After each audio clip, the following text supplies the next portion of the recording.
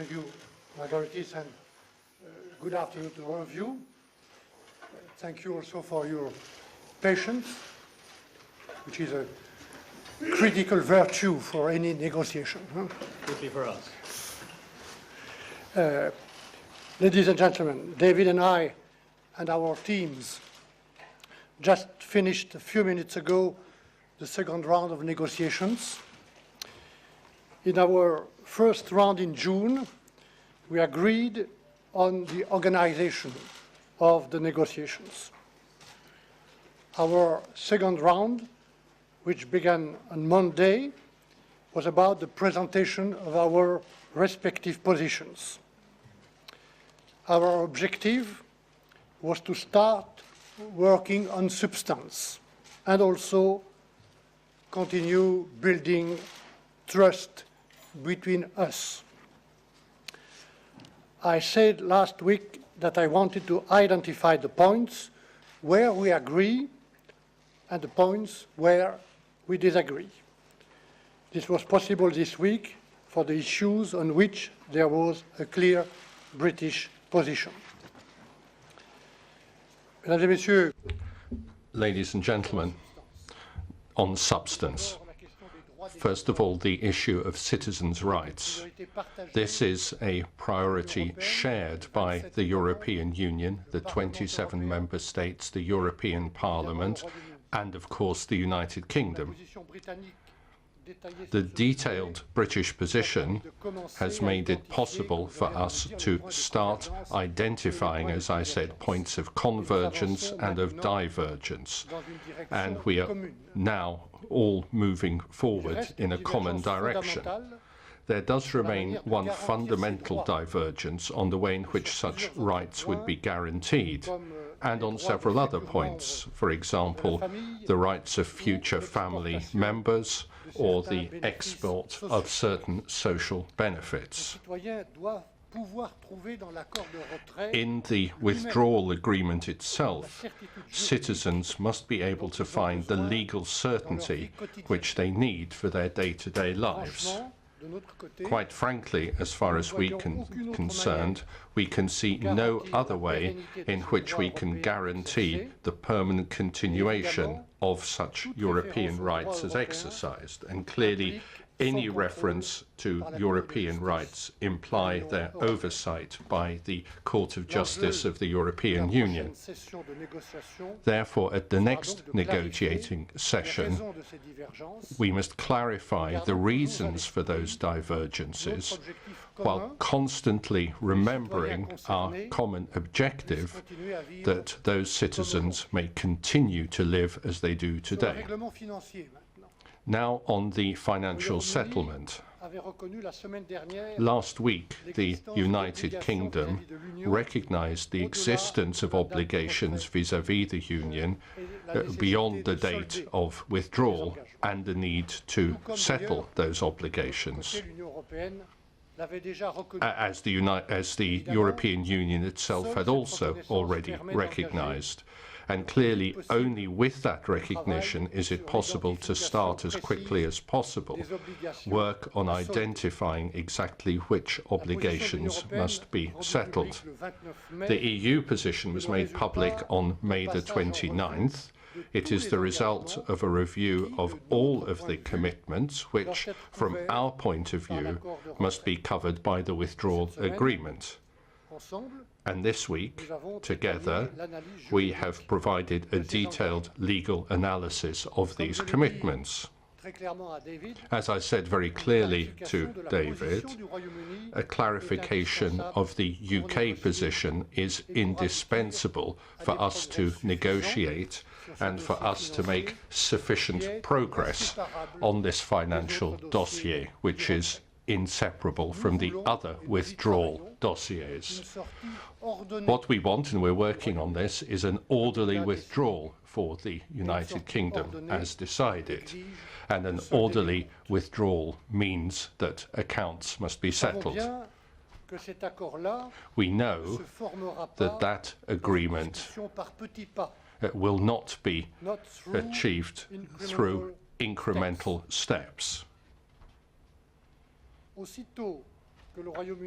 As soon as the United Kingdom is ready to clarify the nature of its commitments, we will be prepared to discuss this with the British negotiators.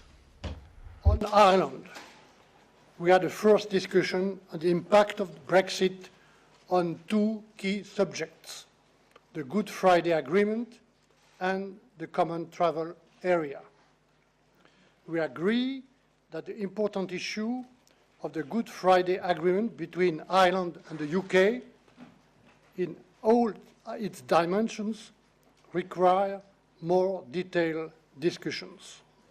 In particular, more work needs to be done to protect North-South cooperation between Ireland and Northern Ireland.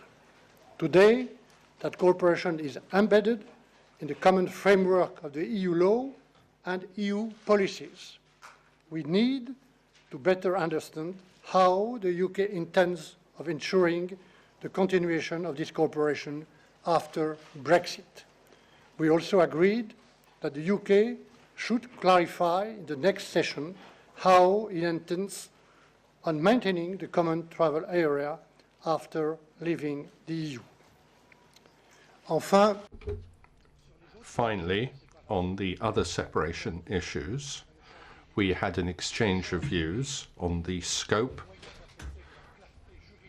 on the means of providing legal clarity where Brexit creates uncertainties, for example, for goods on the market, but also for police cooperation, for citizens or companies involved in pending legal procedures. And we have explained our positions on the basis of the 7 position papers which we published and on which we have been able to work. We have taken note of positions and clarifications from the United Kingdom on certain points and on their intention to clarify their positions in upcoming negotiating rounds. So, as I say, by way of conclusion, the first round was about organisation. This week has been about presentation. The third round must be about clarification. And we require this clarification on the financial settlement, on citizens' rights, on Ireland, with the 2 key points of the Common Travel Area and the Good Friday Agreement, and on the other separation issues, where this week's experience has quite simply shown that we make better progress where our respective positions are clear. So, David, over to you. Thank you, Michel. Thank you for your contribution and indeed your team's constructive talks this week. On Monday, we agreed to get down to the need to get down to serious business. But before turning to the substance, I want to reiterate the 4 We're going to say goodbye to viewers on BBC Two, but here on the BBC News channel continue to watch discussions from Brussels. Constructively as a full and responsible member state. Second, we continue to work hard and at pace. We had 98 civil servants here this week. Third, we negotiate for every nation and region of the United Kingdom. Our goal is to secure a deal that works for all parts of the country. And finally, we will keep Parliament and the public informed as negotiations unfold. Which moves me on to the substance.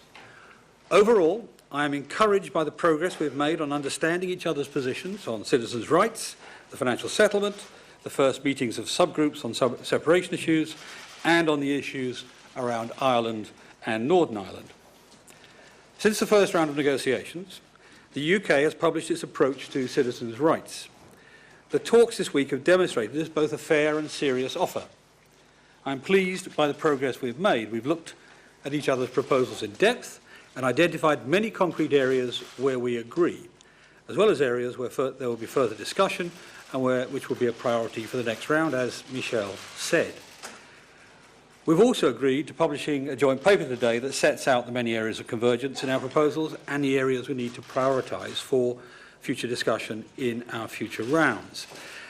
Michel listed a number of the areas which require that future discussion, and I won't reiterate them. I'll add to them issues like voters' rights, postal workers, and of course, as he said, the need for shared certainty. We agree on the need for certainty on the part of citizens both of the EU and the UK, we obviously have different views on how we achieve that.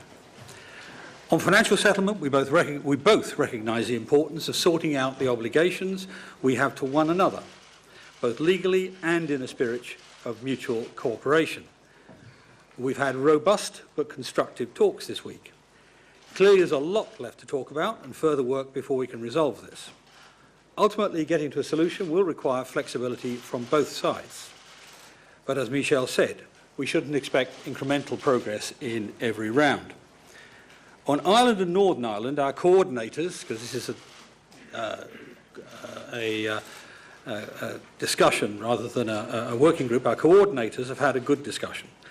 Both sides remain committed to the Good Friday Agreement, again as Michel said, and achieving a flexible and imaginative solutions to address unique circumstances around the border, and particularly on the north-south dimension of the agreement. And these include the mechanisms that we have discussed to preserve the common travel area and the rights associated with it. Rights laid down, of course, in a British Act of Parliament, as well as in part, at least in the Amsterdam Treaty.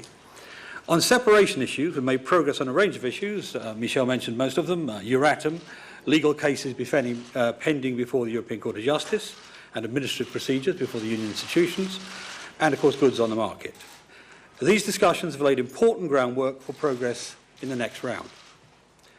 All in all, the second round of negotiations has given us a lot to be positive about. And they've also highlighted the need for both sides to demonstrate a dynamic and flexible approach in the way we approach these challenges. We've conducted this round constructively and at pace, and I hope this is a model we can continue going forward. To coin a phrase, Michel, the clock is ticking. That's true. I came here saying it was important that we now made progress, identifying the differences so that we could deal with them, and finding the similarities so that we could reinforce them. And this week, I think we've done just that. Thank you. Thank you.